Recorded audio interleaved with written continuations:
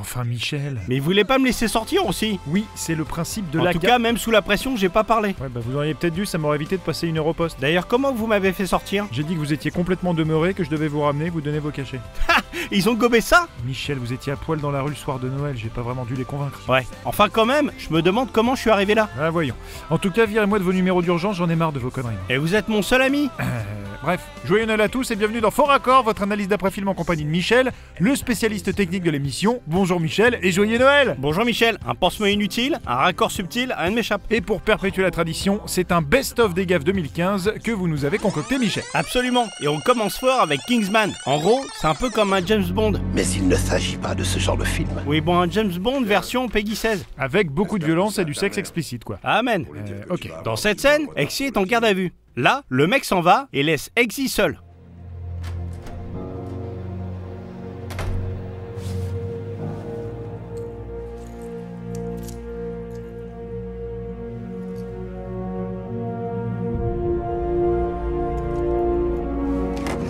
Mais d'où sort-il ce téléphone? Bah, il l'a pris sur la table, qu'est-ce qui vous tracasse? Ce qui me tracasse, c'est qu'Exy semble le trouver derrière le machin là.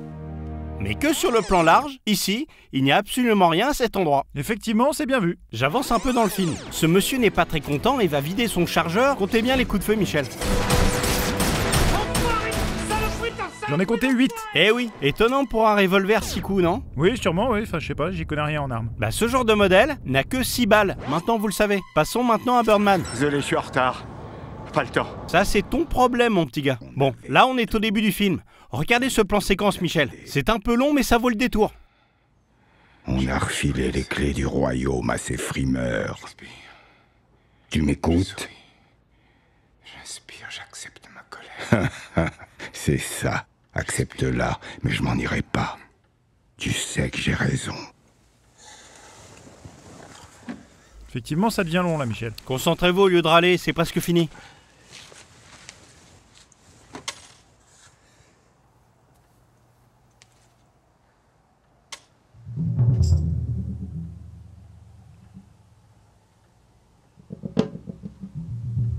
Voilà, alors? Alors je sais pas, j'ai rien vu d'anormal. Je rembobine un peu. Regardez le mot dans les fleurs là et lisez-le.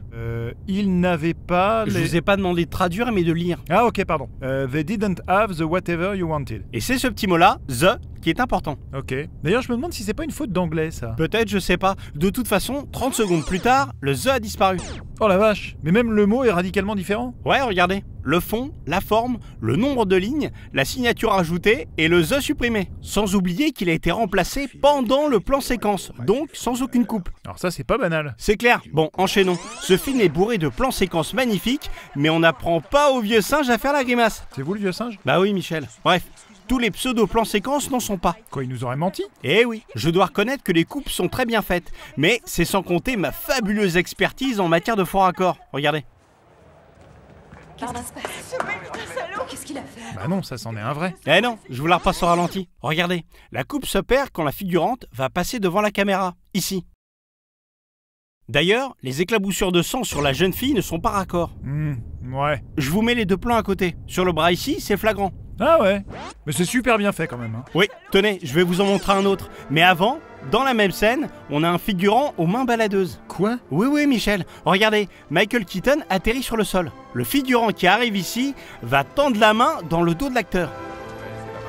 Ah ouais, il décroche le câble qui lui permettait de voler. Sûrement. Ou alors, il vient de lui chourer son portefeuille. Allez, le plan continue et on a une nouvelle coupe invisible. Regardez.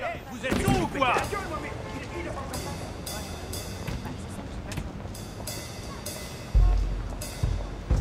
Ah oui, bah, c'est un peu plus visible là. Oui, je la repasse au ralenti. On le remarque au reflet des deux portes vitrées ici. Tac, raccord. Enfin, faux raccord. Bah non, c'est plutôt un faux plan séquence. Ou un faux raccord sur un raccord qui devrait pas être Bon, on perceptible. n'a pas le temps pour ces conneries là. Après Kingsman et Birdman, on a quoi Michel? Bah je sais pas, Batman. Bah non, on a Ant-Man. C'est génial. Merci mon grand. Bon, dans cette scène, Scott Lang, alias Ant-Man, se réveille chez son mentor, le docteur Hank Pym. On peut voir sur le sol à sa gauche qu'il n'y a rien. Et donc? Et sur le plan suivant, paf, on a des centaines de fourmis par terre. Oh, c'est dingue ça! Ah, ils ont sûrement voulu que le spectateur soit surpris en même temps que Ant-Man. Ouais, enfin ça reste un faux raccord. Tu viens de faire la plus grosse erreur de ta vie, mon vieux. Ah ouais? Et on en parle de ta coupe de cheveux? Michel, enchaîné. Non, parlons-en de sa coupe. Là, c'est dans le film Chappie. Et dans cet extrait, vous allez voir, il arrive un truc étonnant aux veuches de Hugh Jackman. Regardez.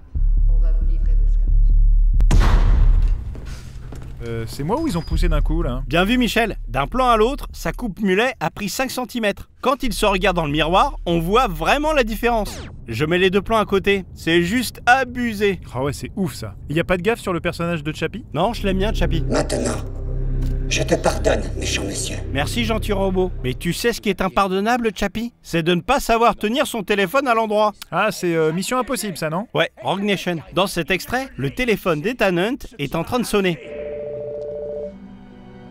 Il s'empresse de répondre, sauf que, clac, cet imbécile le tient à l'envers. Ouais, c'est pas évident. Eh si, car c'est un... Est-ce que j'ai le droit de citer une marque? C'est indispensable? Le modèle au moins? Bon bah allez-y. Donc son smartphone, c'est un Lumia 930. Et voici une photo à l'endroit du téléphone. Vous voyez le petit trou rectangulaire en bas à droite là? Ouais. Si je retourne la photo, il est... En haut à gauche. Comme sur le plan. Le téléphone est donc bien tenu à l'envers. Ouais, en effet. Et en parlant de trucs tenus à l'envers, on va s'intéresser à la petite Mila Kunis. Pourquoi c'est tombé sur moi? Bah parce que tu fais des bêtises, ma jolie. Qu'est-ce qu'elle a fait? Dans cette scène de Jupiter, le destin de l'univers, Kane est blessé et la petite Mila va lui panser sa blessure. Regardez. Vous avez de la chance. C'est une voiture de fille. Avec une serviette hygiénique. Ouais, enfin ça aurait pu être une bonne idée si seulement elle avait mise du bon côté, cette idiote. Parce que là, elle lui met le côté adhésif sur sa blessure. Ah oui, c'est complètement con. Ouais, bon, pendant qu'on est sur ce film, je vous en montre une autre, rapidement. J'avance de 30 minutes au moment où elle se fait tatouer le bras. Ici, on voit que le tatouage est positionné tout près de sa manche. Sur l'avant-bras. Voilà. Plan suivant. Le tatouage est à présent au creux du poignet. Ah oui, il y a bien 15 cm de différence. Je dirais 10. Ouais, disons 12. Non, 10. Bon, Michel, allez, enchaîner, on s'en fout. Oui, alors passons à 50 nuances degrés. Et moi là-dedans, qu'est-ce que j'y gagne? Une bonne fessée sur ton petit Oh arpège. non, de Michel, coche. vous aviez promis sur le best-of pas de blague salace. Mais c'est elle qui m'allume. Bref, Michel. Bref, on va rester soft. À sa remise de diplôme, Anastasia se fait prendre Michel. en photo avec Christian Grey. Je vais faire pause au moment où la photo est supposément prise. Ici. Ok. Donc Anastasia sourit, Christian sourit, tout le monde est heureux, le soleil brille au pays des soumises. Gardons-la de côté et avançons un peu. Nos deux amis coquinous découvrent l'article et la photo. Pause. Je vous mets les deux côte à côte, jugez par vous-même. Ah ouais, elle fait carrément la gueule sur l'article. Je sais pas, elle a plutôt l'air constipée. Oui, aussi, oui. Bon, passons à une autre demoiselle. Mais celle-ci n'aime pas trop le martinet. Qui ça? Cendrillon, Michel. Ah, ouais, ok. Là, écoutez, je fais ce que je peux. Bon, dans cette scène, la bonne fée va lui créer ses célèbres pantoufles de verre. Elle enlève ses vieilles chaussures, elle les pose devant elle. Laissons la magie opérer. Je suis douée pour les souliers.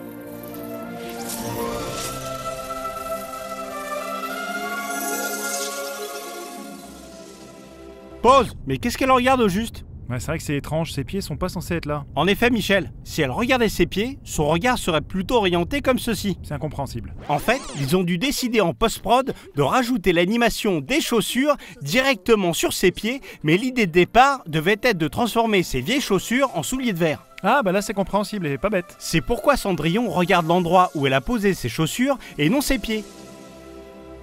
Ouais, ça crée un vrai décalage.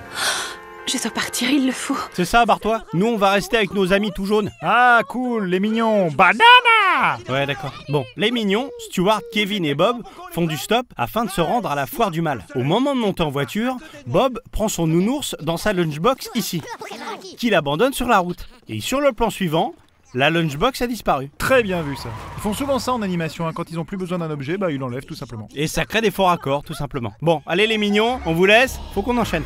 Bye bye. Bye bye Bob. Ah, vice versa. Ouais, regardez cette scène, Michel. Récupération de la mémoire à long terme, volume 47.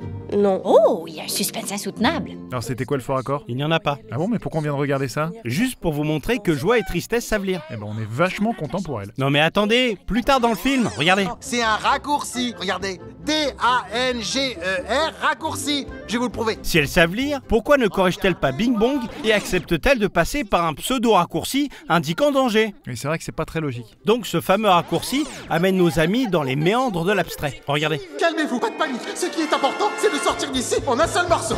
Bing Bong vient donc de perdre son bras, affirmatif? Affirmatif. Pourtant, juste après... Ah oui, il l'a retrouvé. Oh, c'est rien, ça pourrait être pire. C'est vrai, mais c'est quand même une gaffe. Bon, et le meilleur pour la fin. C'est bien ce à quoi je pense, Michel. Exactement. Allez, c'est parti. Viens vivre avec moi, Riley. Quelqu'un a commandé une pizza au brocoli? Mange-moi, je suis bio. Ah, énorme. Ah, excellent, on se la refait en live. Attendez, faut que je me remette dans le rôle. Ok, lancez. Viens vivre avec moi, Riley. Quelqu'un a commandé une pizza au brocoli? Mange-moi, je suis bio. Génial. Ouais, parce qu'on a joué dans Vice Versa, il faut quand même le dire. Eh bien, merci Michel, on se quitte sur notre formidable Et caméo. ô combien historique. Oui, et ô combien historique caméo dans Vice Versa, et on se retrouve très bientôt pour un nouveau Fort Accord. Et genre du lourd, du très très lourd. On est quand même vraiment bon, hein, Michel? Ouais, c'est pas évident de rentrer aussi bien dans le personnage, hein. Moi, vous faites tellement bien la pizza, j'en oublie même que Michel se cache derrière. Je vois seulement cette pauvre pizza au brocoli qui veut désespérément être mangée, mais dont personne ne veut, c'est déchirant. Et vous, la souris diabolique, j'adore. On ressent bien l'enfance difficile qu'elle a dû avoir, un mélange de détresse et d'amertume. C'est pas donné à tout le monde de rendre de telles émotions. Et vous savez, moi j'ai beaucoup réfléchi au personnage, hein. J'ai regardé des milliers de vidéos de souris pour trouver le bon équilibre psychologique, j'ai vécu dans les égouts, enfin c'est... Ça se voit. D'ailleurs, vous étiez complètement habité lors de l'enregistrement. Vous étiez presque en transe.